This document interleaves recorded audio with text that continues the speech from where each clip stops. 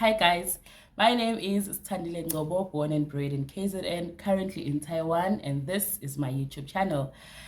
Guys, I couldn't even wait to get to this.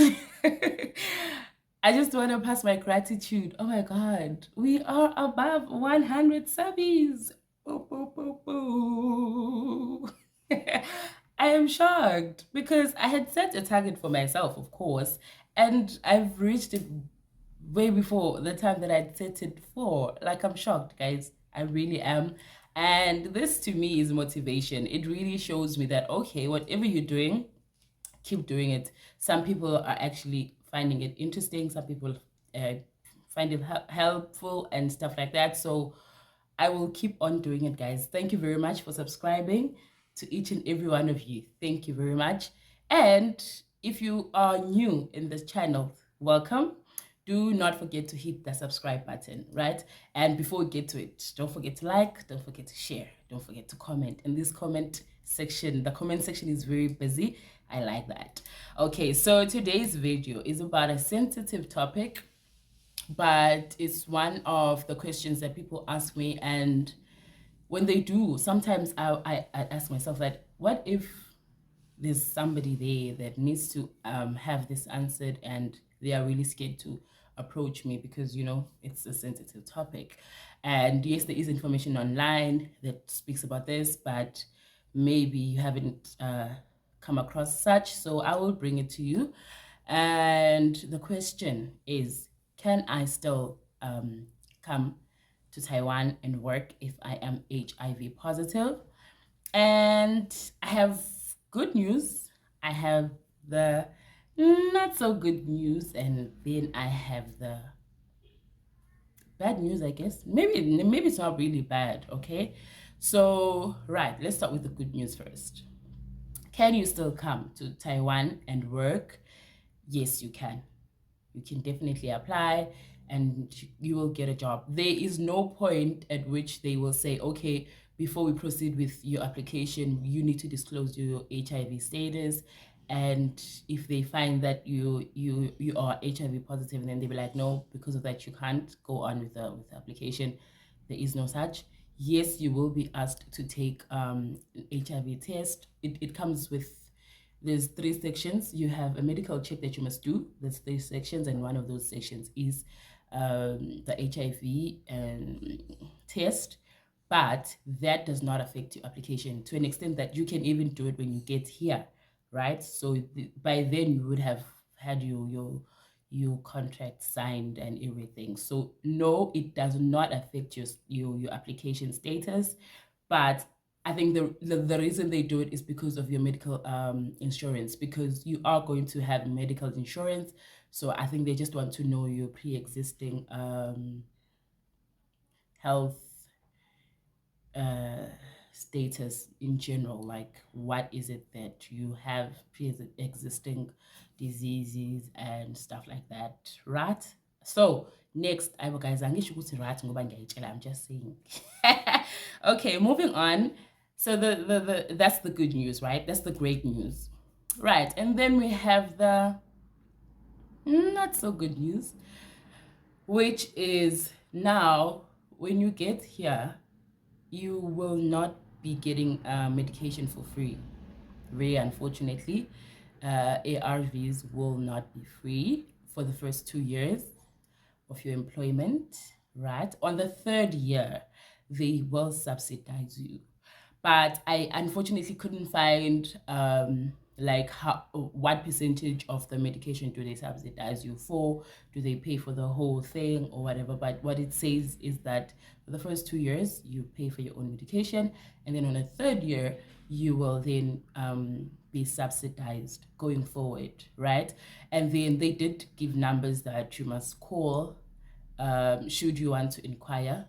I will, if you do need those numbers, I will try and pin a comment with the numbers you can call to ask about the subsidy that they'll give you on the 3rd year, right? So that's the not so great news, because medication here, these are the bad news.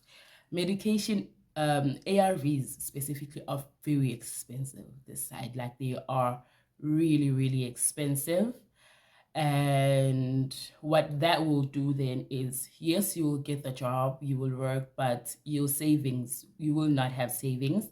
But that will be for the first 2 years if you choose to look at it like that. Okay. So out of the money that will be left, if you haven't watched my previous video that gives a breakdown of what is expected, like a rough estimation of how much you would be spending monthly, I said on that video that you'll be left with 38,000 roughly.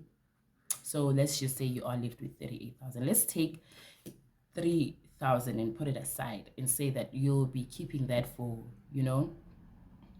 emergencies, like minor emergencies.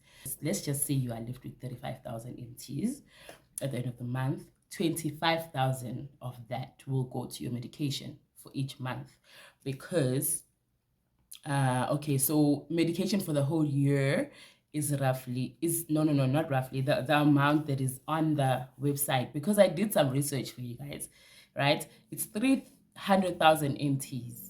That's for the whole year, which is equivalent to 179,000 113, right? So that is in rands, of course. And of course, I'm looking at my notes here. And in US dollars, I tried this time. In US dollars, that is 9,830 US dollars, using today's exchange rate. But that can happen, it can change.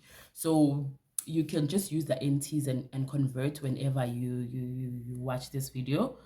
But as it stands, which is in April 2023, that's how much. It's 300,000 NTs for the whole year, which when you divide it will give you 25,000 per month for medication.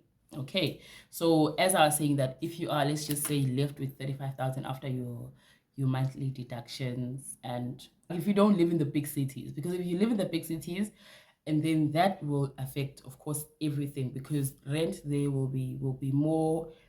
Maybe you'll need to go, like, I don't know, to places frequently, so then it does not apply. But should you live in the mountain area, then yeah, 25,000 would be for medication and that. But if you choose to look at it like this, if you give yourself these 2 years and say, you know what, the first 2 years I'm not going to save a lot, let me just find work, because you'll have money to keep yourself, you'll be working, you'll be working for bills, and have little left for yourself.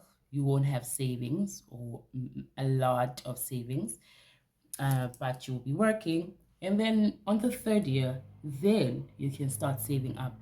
But the trick is, I do not know the subsidy. That's the only problem. Okay, let me move on. And then you will, okay, so this is the not so good news, right?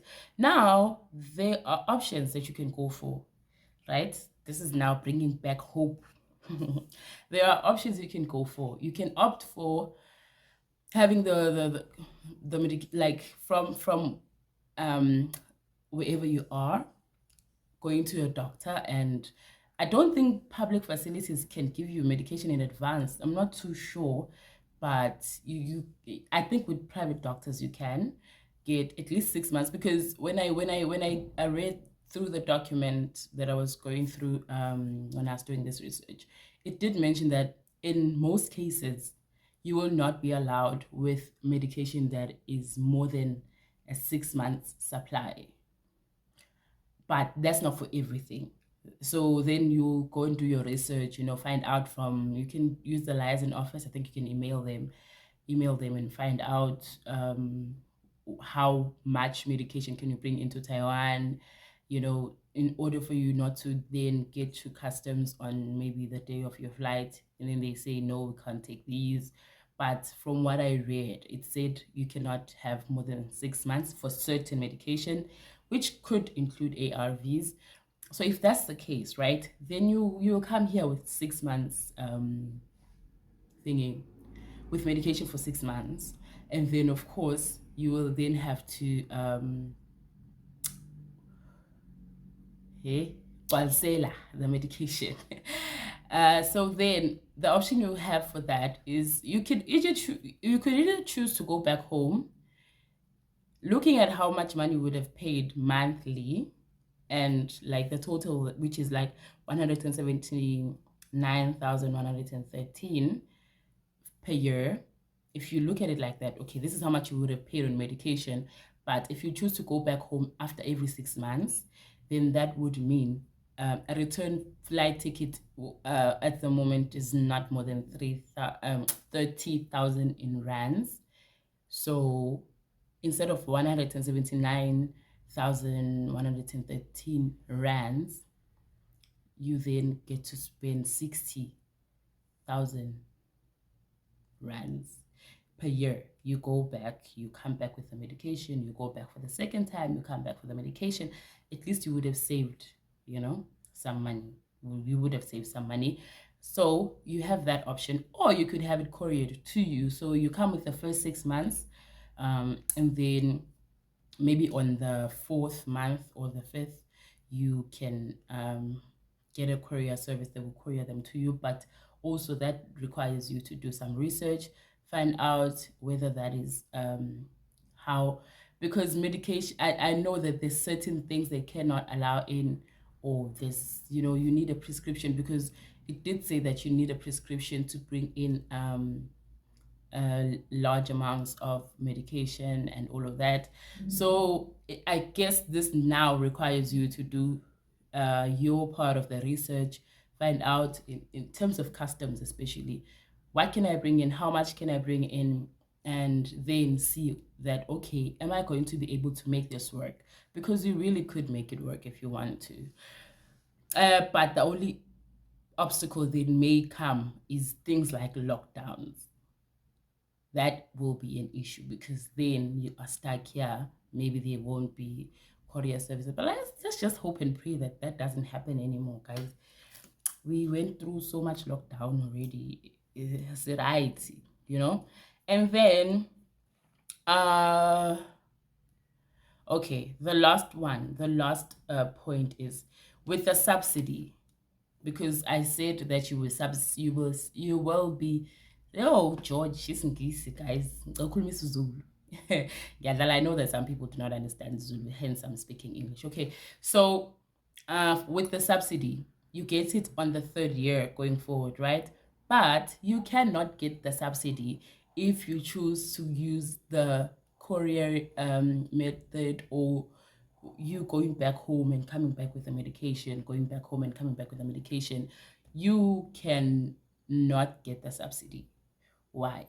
Because they do state that when you then apply for that, you will need proof of the 2 years medication that you've been buying. So you have to keep records of you buying the medication for the period of 2 years, and then when you are applying, you produce that proof. Then they will be able to subsidize you. So I'm guessing they are avoiding cases in which people, like I did suggest, you get your own medication from your country, and then after 2 years you say that, okay, can I now be subsidized? So very unfortunately, you cannot be subsidized if you did not purchase the medication for the duration of, for 6 years, for 2 years, what am I saying? So yes, guys, that's the information that I wanted to bring to you, and I hope that gave you hope instead of discouraging you. Just do your research in terms of which courier companies can help in this particular instance, how much can they courier, and stuff like that. Do they need a prescription? Do you need a prescription for that, and stuff like that? And if that does not happen, then you can ask your agency but you are allowed to go back home, but just be sure that, okay, guys, can I go back home in December? But you can, because we have the summer vacation, which is July and August, right? We are on vacation for the 2 months. So yes, lapho vele, you can go home. And then this December, in which you will have we will have, not December, January, we will have what's this, Chinese New Year, and then there's long weekends in between. So it's just that I personally haven't inquired honestly with the visa, because visa also has regulations, right? How can I go back? Can I go out during long weekend and come back in? But I don't think that's an issue, because I've never really been told that no, you can't go back to South Africa during long weekends or whatever. Because I mean, I'll be taking care of my own finances, right? Not that I'd be asking the school for flight ticket money or whatever. So guys, yeah, that's that. Now you have to do your research on the things that I mentioned, and hopefully this gave you enough information to know exactly what is it that you need to expect, and how does everything work out when you get here. So that brings us to the end of our video. Thank you for watching till this far, and hope to see you soon. Bye.